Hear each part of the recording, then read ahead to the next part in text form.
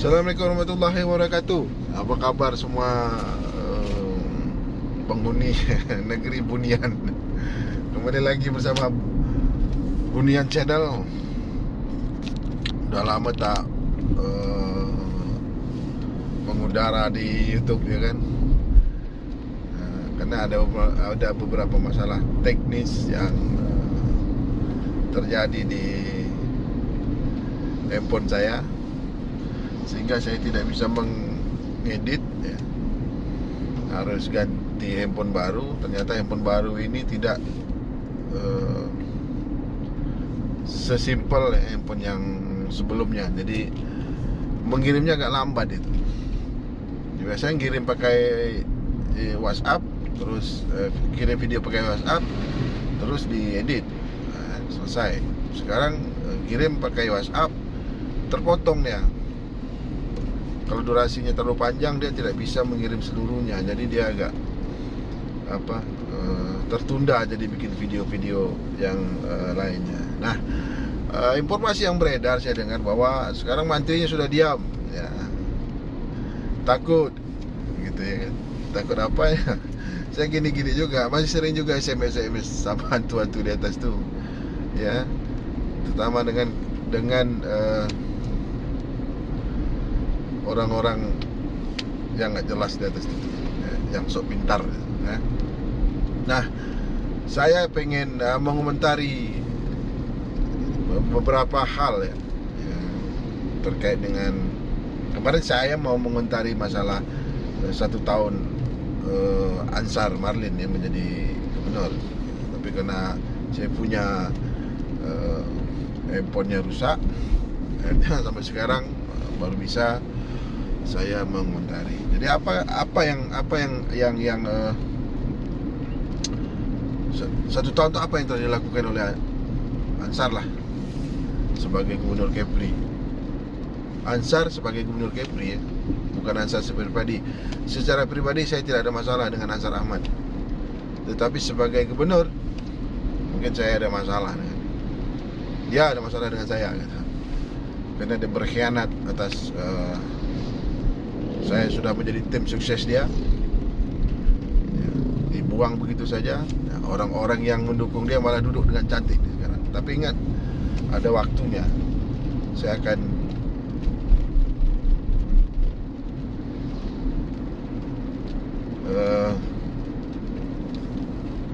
akan memberi perhitungan kepada pengkhianat-pengkhianat.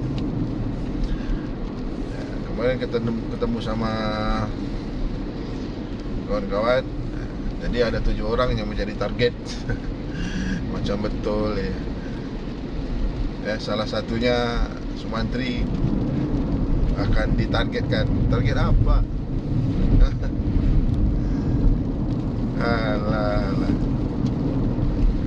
Nah, saya mau mengomentari masalah 1 tahun Ansar Marlin ya, terutama yang lebih dominan lah ya, yang lebih dominan mengontrol Kepri ini atau yang di pemerintahan ini ya gubernurnya lah. Jadi apa yang dibanggakan selama 1 tahun tak ada ya. 1 tahun ini ekonomi semakin susah. Kalau ditanya, Pak, kenapa Rudi mungkin sudah bergerak kemana-mana, sudah membagi-bagikan katakanlah pertemuan dengan masyarakat. Apa jawab Ansar? Dia fokus ke pekerjaan. Ekonomi sedang susah, ekonomi masyarakat susah katanya begitu ya. Saya pernah baca salah satu media. Nah, tapi pembebasan lahan uang untuk pembebasan lahan APBD diperbanyak. 55 miliar kalau tidak salah saya itu 46 miliar digunakan untuk pembebasan lahan di Batam Bintan. Padahal nggak ada gunanya juga. Informasi terakhir ini media juga ya, dari media online mengatakan dari 14 proyek strategis nasional kemungkinan besar jembatan Batam Bintan itu tidak masuk. Tapi uang kita sudah habis untuk bebaskan lahan. Bagus dan menyelesaikan masalah COVID ini yang semakin hari masyarakat semakin terpuruk. Jangankan masyarakat, pegawai negeri aja semput sekarang nih. Kemarin saya sudah bikin videonya, karena tidak bisa di-download, tidak bisa dikirim, terlalu panjang. Terus dengan handphone ini tidak bisa. Dalam hampir 3 bulan tukin TPP orang tidak keluar. Sekarang THR sampai hari ini tidak keluar. Besok mungkin orang lah sudah napas sudah segini ya, pegawai itu sudah teruk ditambah teruk lagi. Jadi apa keberhasilan Gubernur Kepri selama setahun ini? Keberhasilan cuma ngutang 180 miliar utang. Sekarang bikin flyover di depan Ramayana itu. Apa urgensinya? Apa pentingnya dibuat itu? Apakah orang Dompak akan bawa ikan dia ke Tanjung Pinang? Bawa sayur, bawa kambing, bawa sapi. Tanpa itu juga orang bisa lewat. Tapi 180 miliar termasuk flyover di dalam itu. Masyarakat Kepulauan Riau harus menanggung. Tahun depan sudah harus bayar utang. 180 miliar saya. Berapa tahun lagi masa jabatan Ansar Ahmad? Paling 1 tahun. Ini proyek mercusuar 2 tahun lah, katakan dengan hari ini 2 tahun. Karena 2024 itu November.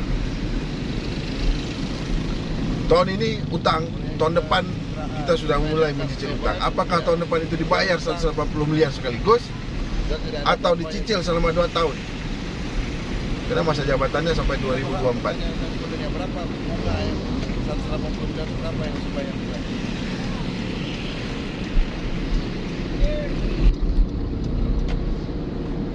Berapa dicicil? Yang jelas tahun depan sudah diplot untuk bayar utang. Maka berkuranglah anggaran-anggaran pembangunan yang lainnya. Misalkan untuk kesehatan, untuk pendidikan. Coba lihat sekarang dinas pendidikan itu berapa miliar coba. Katakanlah 800 miliar, itu cuma dana BOS. Dana real dinas pendidikan itu terakhir saya tinggal itu, ya. Itu cuma 17 miliar nggak salah saya, 19 miliar. Informasi terakhir itu mau dipotong lagi 9 miliar atau 10 miliar. Tinggal 3, sekian miliar saja realnya dinas pendidikan itu. Tapi uangnya APBD dihabiskan untuk ngutang.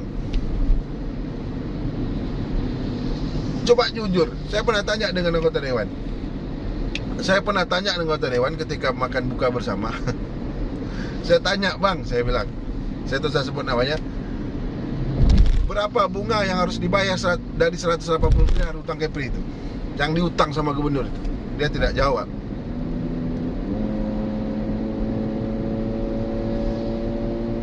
Jadi apa hebatnya? Nggak ada hebatnya. Karena yang dibangun itu tidak penting-penting amat. Kecuali dibangun misalkan jembatan di sebuah pulau, dan pulau itu memiliki potensi pertanian misalkan. Harus kalau mau mobilisasi, mau angkut barang, angkut sayur, angkut buah, angkut ternak misalkan begitu. Tidak apa-apa. Sekarang apa? Jembatan kita sudah punya kok. Orang Dompak kalau tidak jalan tinggal jalan aja. Untuk apa flyover itu? Jadi itu proyek-proyek pencitraan. Dan proyek itu tidak penting. Sekelas Ansar membuat proyek seperti itu. Kalau di Bintan ini yang dibuat ya, saya harus akui memang akses masyarakat mudah, orang bisa dengan waktu singkat dari Bintan ke Tanjung Pinang. Ada manfaatnya, besar maksudnya manfaatnya itu. Ketimbang flyover yang tidak seberapa itu. Ya, masyarakat Kepulauan harus menanggung hutang yang dibuat Gubernur Kepri. Jadi itu tidak ada faedahnya. Yes.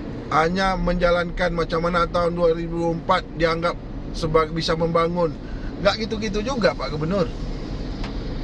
Masyarakat sekarang lapar Pak Gubernur. Perut mereka lapar sekarang dengan kondisi Covid begini nih. 46 miliar itu bagus dia belikan minyak makan.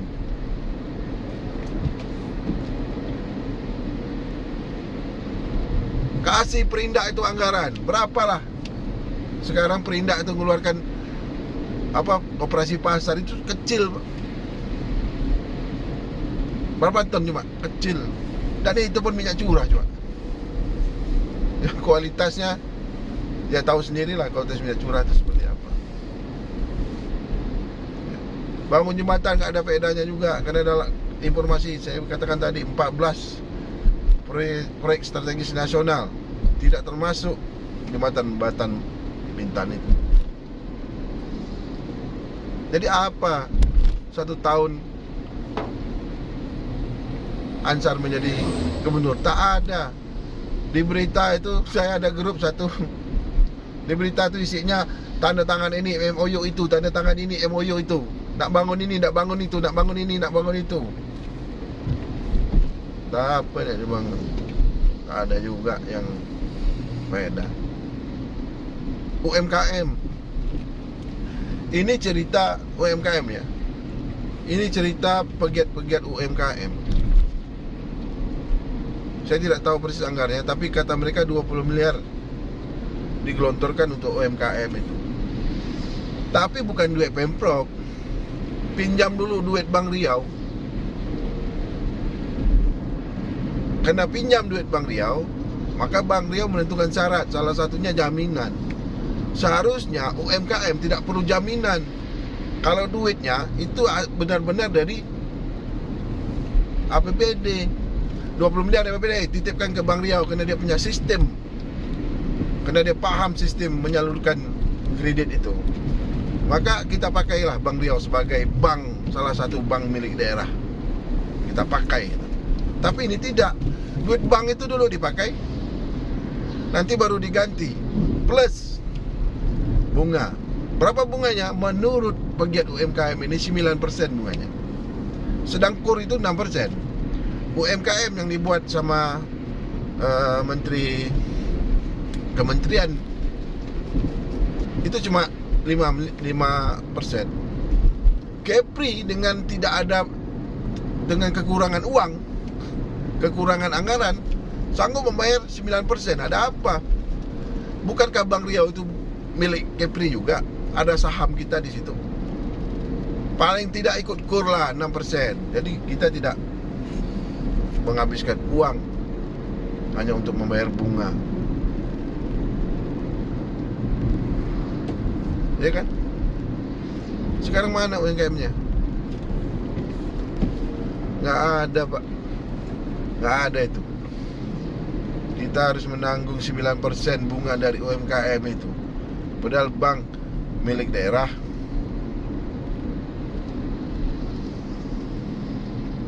Pinjam pakai jaminan. Minimal motor lah kena ada di situ. BPKB motor. Seharusnya tanpa agunan. Kalau uang itu adalah uang pemerintah provinsi Kepulauan Riau atau uang Pemprov Kepri yang dititipkan di Bank Riau, Bank Riau mengelolanya dengan sistem yang mereka punya. Ini tak ada. Tipu-tipu semua.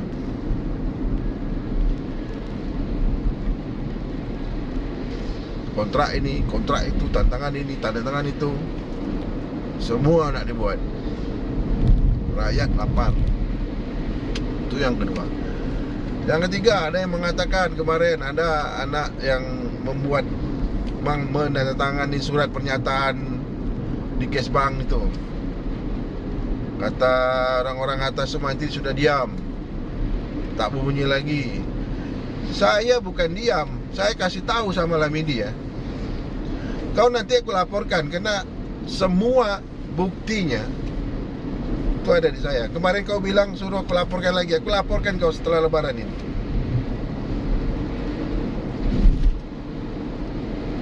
Aku WA kau kemarin, tak perlu pakai abang-abang lah, pakai kau aja.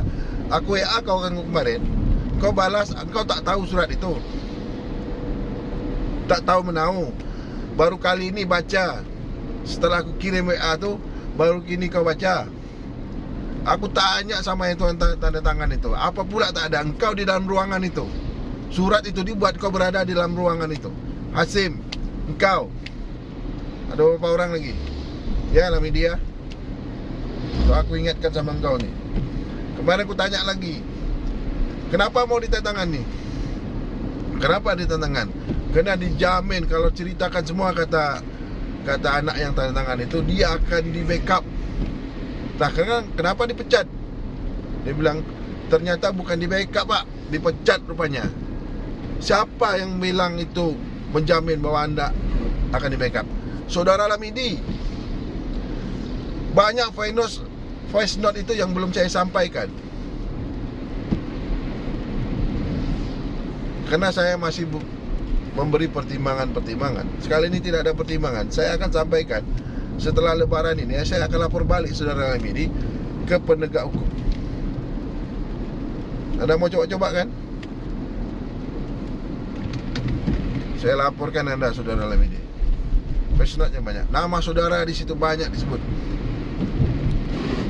Nama saudara beberapa kali disebut, termasuk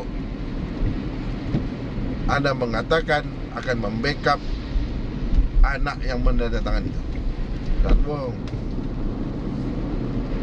Ya.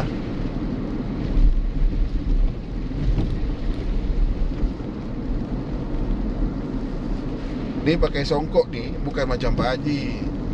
Nah, saya tak, bukan macam penceramah. Nah, saya bukan penceramah yang hari Jumat muncul di masjid baca ayat-ayat, ya kan? Yang pencitraan, ayatnya baca itu juga. Jadi bukan saya yang bercakap. Ada orang-orang cerdik pandai lah yang ngerti agama ini, dia cakap ada Gubernur Bunian tuh katanya.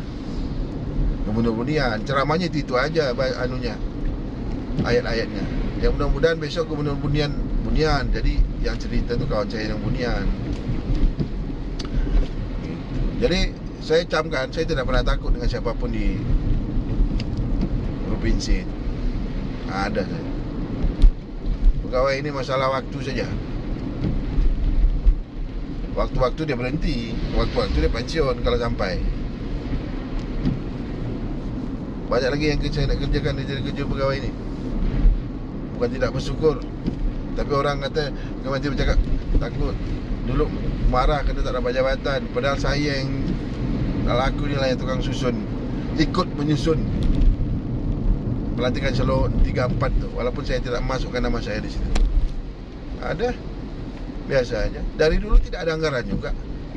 Ada yang bilang saya susah, dipindahkan situ susah juga saya. Dipindah sana tak ada kegiatan. Dinas pendidikan tu saya berada di tempat yang tidak ada kegiatan. Asal anda tahu itu. Kalau orang 80 miliar 50 miliar belasan miliar kegiatannya, saya paling 1,7 miliar. Dan itu pun kegiatan-kegiatan cuma tengok-tengok asrama mahasiswa, ngurus mahasiswa dulu, ngurus PAUD, itu aja. Tak ada banyak juga.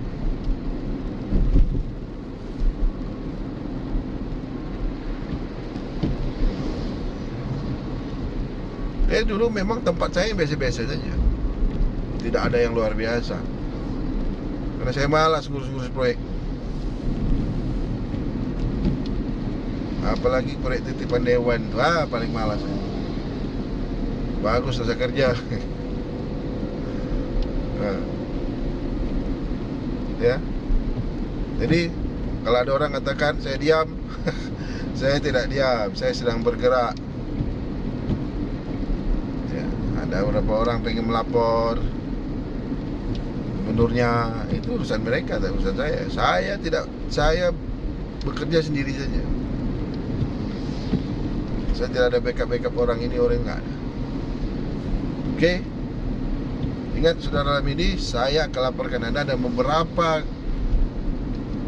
masalah yang saya laporkan, mungkin ke penegak hukum. Itu saja yang pengen saya sampaikan, ya. Selamat menjalankan ibadah puasa, ya. Kalau ada yang ceramah-ceramah di masjid, pencitraan, tak usah didengar. Saya hafal betul Bukan saya aja, semua, hampir banyak orang ditinggal. Ini baru satu. Nanti saya nak ceritakan lagi black campaign yang dilakukan oleh tim Ansar Ahmad. Black campaign, siapa yang menjalankan black campaign nanti? Jadi Ansar Ahmad tu menang bukan hebat-hebat sangat, tapi ada black campaign yang dilakukan oleh salah seorang. Dan saya orang yang disuruh melakukan itu. Kita bongkar aja nih ya. Oke, Assalamualaikum warahmatullahi wabarakatuh.